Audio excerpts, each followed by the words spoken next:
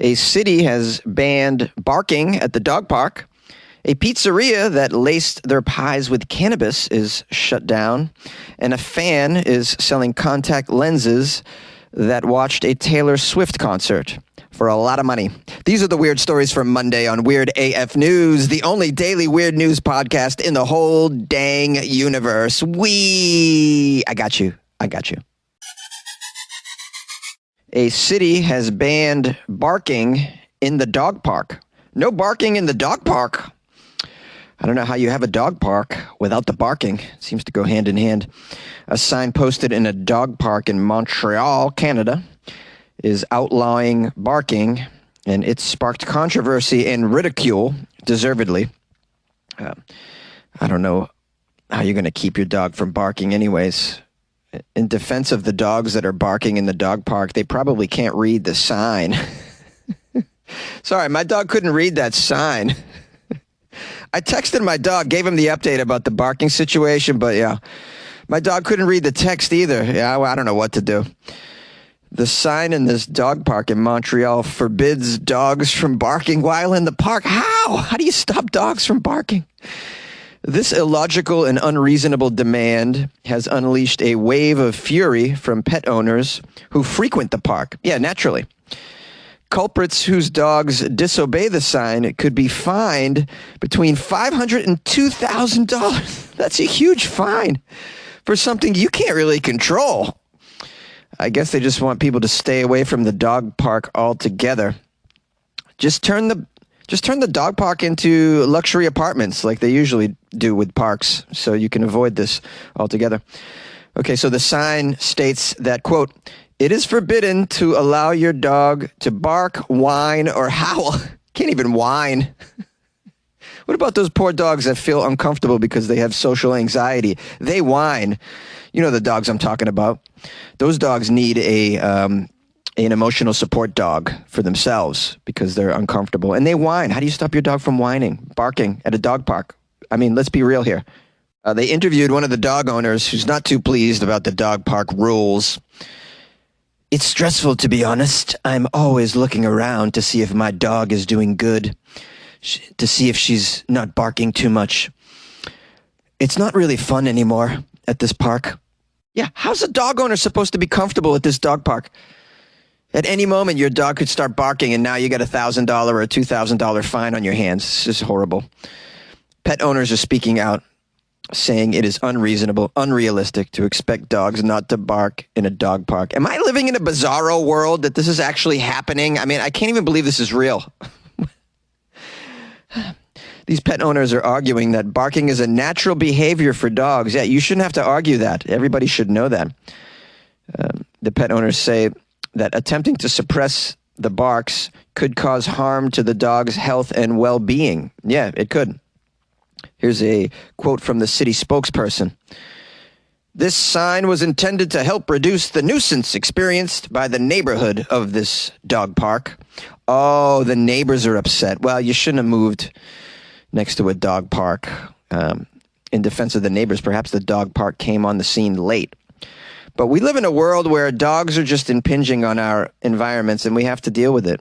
I've seen several dogs at stand-up comedy shows. That's right, at a live comedy venue, they allow a dog in there. They're everywhere now. You can't avoid them if you're going to live in a city. And to be honest, they have just as much rights as people these days, it seems. In my city, as I've said before, we won't even lift a finger to help the starving homeless on the sidewalk. But, you know, if a dog is missing, oh boy, the whole city gets together to go find that dog. Please, find Pete. Here's a quote from someone else in the story. Who is this? I need to scroll down. Oh, it's a dog owner. Okay. "My first reaction was, what? It's kind of ironic to see that we should prohibit our dogs from barking. It's their way of communicating with each other. And there are some instances where they are obviously going to bark. I can tell you with no hesitation that the people that come here are quite responsible with their dogs. So if we see a dog barking for more than 10 seconds, we're going to go intervene. We're going to go see what's going on. But I mean, as for barking, they're obviously going to bark, man." This is clearly a stupid ban that isn't going to do anything except for get the dog owners to band together. And they're a strong group, by the way. The dog owners associations, they'll get together. They'll tear down your building if they have to. If it gives the dogs more room to play. They're banning everything these days, aren't they? Everything but breathing and guns. Go on, get yourself some weird AF news. Dun, dun, dun, dun, dun, dun, dun. Oh, yeah! Oh, yeah! Yay! Yeah, microphone check 1 2 1 2. We got weird AF news coming to you. A pizzeria was shut down after they laced the pies with cannabis. I had no idea this was happening. You're lacing your pizzas with cannabis. What's wrong with you? I mean, I like where their heart is. They want to get the people high in the area. Maybe they want more art being creative in that area. Maybe everybody just needs to chill out. And this pizzeria noticed the stress levels of the neighborhood and were like, high stress levels. We need to chill them out. Let's put some weed in there, man. No, you can't really do that without letting people know, though. That's not okay. Philadelphia is the city. Authorities say they've shut down a Queen Village pizzeria that laces its food and beverages with cannabis. How long did it take them to figure this out? A joint inspection conducted by the city's licenses and inspections and health departments this past week found that Stoned Pizzeria, a New York City, it's called Stoned Pizzeria. You had to know this was going on. If you go buy a pie from Stoned Pizzeria and then you get high off the pie, it's kind of on you. Wouldn't you say? You should know Stone Pizzeria is serving up some laced pies. This is a New York City-based pizza chain that opened a location in early May.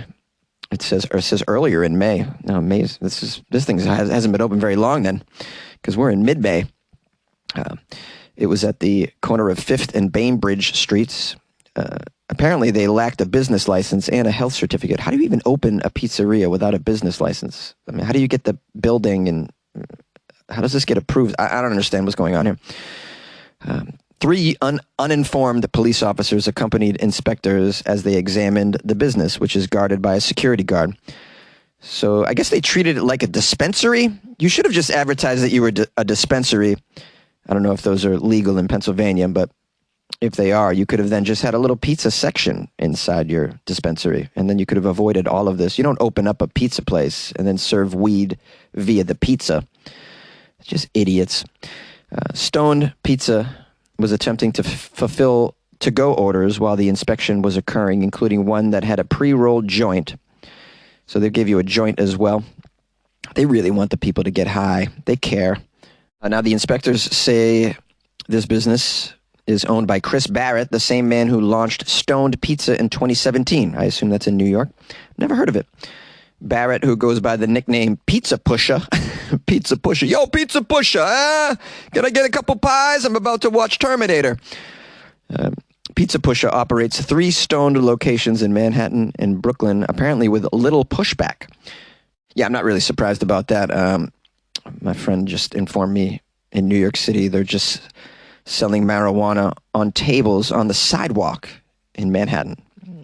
I mean, this is just hearsay. I haven't seen it myself, but that's what I was told. New York legalized marijuana in 2021, but dispensaries and other cannabis concepts have been slow to open, beleaguered by licensing issues and high startup costs.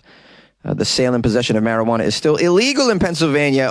But it was decriminalized in Philly in 2014, meaning that small amounts of weed will not result in a criminal offense. But obviously, if you're serving pizzas laced with weed in a state where it's still illegal, technically, you're gonna get caught.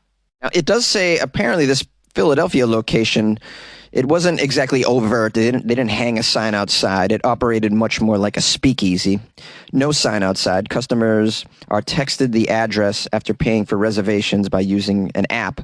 Inside, the pizzeria is decorated with an Instagrammable neon sign that reads, "Either light up or leave me alone." There's also wooden tables lit with candles and a soundtrack, thumps with decades-old Eminem, Tupac, Jay-Z, and 50 Cent. Well, they really want to give you the whole ambiance in case you're wondering what it's like inside Stone Pizzeria. Well, it's not there anymore, except for in New York, though. If you're in New York, I would go to a place like this.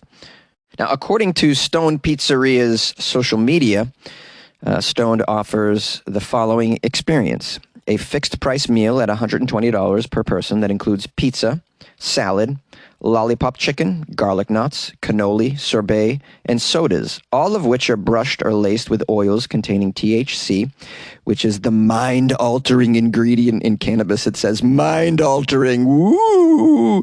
Ever get any mind-altering from a cannoli? Well, here's your chance. It says here, all guests must be 21 or over, per the Stoned website, which also advertises that, quote, a variety of edibles, concentrates, and flour are also available for purchase upon arrival, including fruit chews and a $150 cigar-sized spliff called the Godfather. Oh, that sounds amazing. I want the Godfather. A $150 spliff. Wow. I love spliffs. Also says here, the waiters will describe the amount of THC in each of your item, which ranges from 25 milligrams in a garlic knot to 45 milligrams in each slice of thick-crusted rectangular pizza. Customers may eat and drink all they want in their 2.5-hour stay, but can't take out leftovers. You're going to get so high, by the way, from all of this. If you ate the whole meal, yeah, you're walking out of there so stoned. This guy Barrett, the owner, also known as Pizza Pusher, wrote on his website that he experienced a light bulb moment during a cannabis dinner in California in 2015. In 2016, he threw his first cannabis dinner at a townhouse and offered guests a late-night snack of cannabis-infused pizza. Since then, his pizza parties and restaurants have been quite a hit, but not in Philly. Yay! A fan is selling contact lenses that have seen Taylor Swift Eras tour. We all know by now that getting tickets to see Taylor Swift live in concert requires a small fortune and some luck. However, one fan who managed to see a stop on the Taylor Swift Eras tour hoped to recoup some of those funds that they dished out by selling the contact lenses they wore to see the show for $10,000. $10,000 for used contact lenses. Yeah, it comes with free pink eye as well. This is so stupid. Come on. The listing for these contact lenses is on some website called Depop. I've never heard of it. The listing claims that while the contact lenses were used, they were still in excellent condition. Oh, good to know.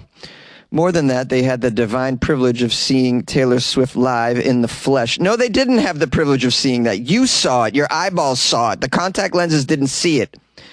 They were a filter between your eyeballs and what was really going on. They didn't see it. Let's be clear.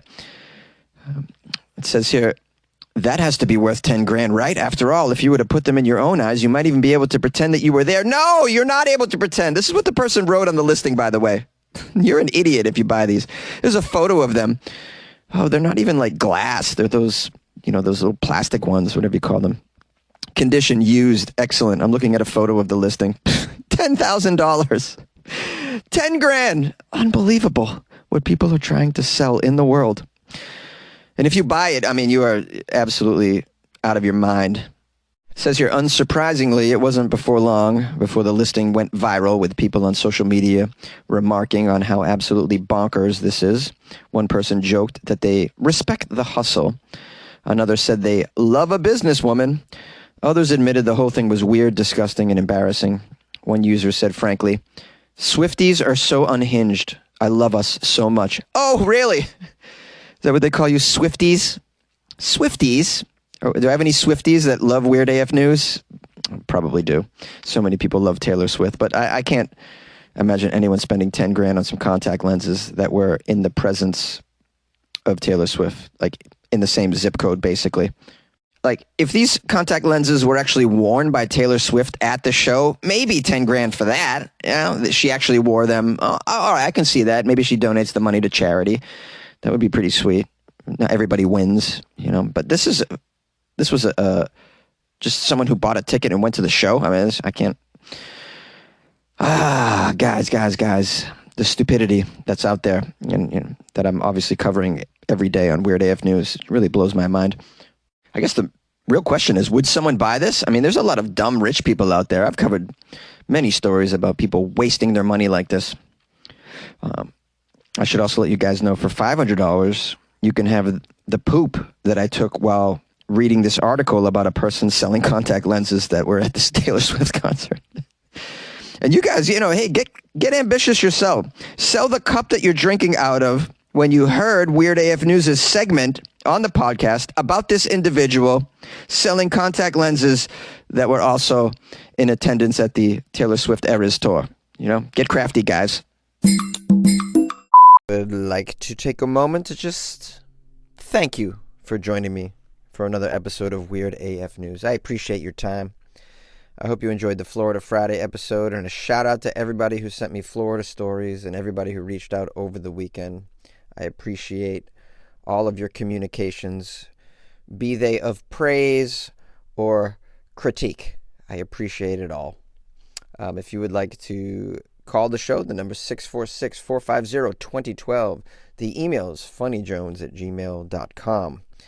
And if you want to support the show, you can join the Patreon. That's a way to do it. Go to patreon.com/weirdafnews or weirdafnews.com, the official website. You can buy me a coffee off there or whatever if you feel like it. But no big deal. Don't feel like you're pressured to do anything except for enjoy the show. Maybe if you have a little bit of energy, you could recommend it to a friend. I'd appreciate that. I appreciate you. See you tomorrow.